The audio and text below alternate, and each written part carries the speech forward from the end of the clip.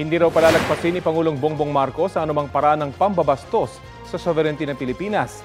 Sinabi yan ng Pangulo kahapon kung kailan kinumpirma rin ng Philippine Coast Guard ang pagpasok ng 2 research ship ng China sa exclusive economic zone ng Pilipinas. Balitang hatid ni Chino Gaston.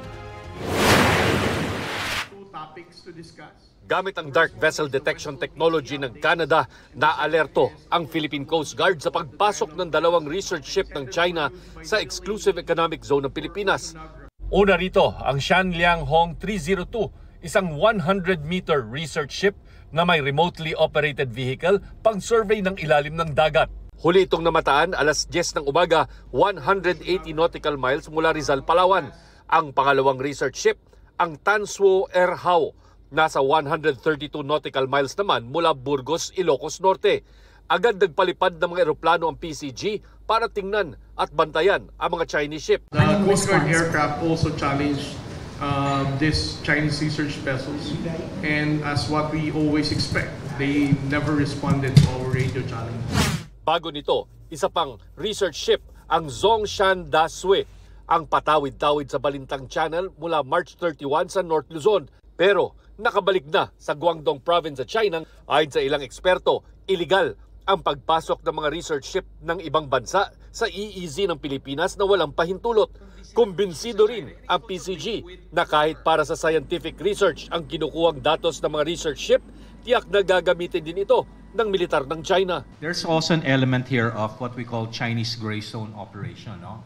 So the Chinese are showing to us we have the resources capability to conduct surveys and exploration in your exclusive economic zone, but you cannot do it to us. So China is impressing upon us, we are a great power, don't mess with us. Ang presence ng Chinese research vessel without our consent, without our permission, could be a violation of international law, in particular Part 13 of UNCLOS. Sinusubukan naming hinga ng pahayag ang Chinese Embassy kaugnay nito. Sa ika-127 anibersaryo ng Philippine Navy, muling iginiit ni Pangulong Bongbong Marcos ang pagprotekta sa soberenya ng Pilipinas. We stand firm. We will never tolerate any act of disrespect against our sovereignty. We will continue to safeguard our maritime zones and exercise our maritime entitlements in accordance with international law.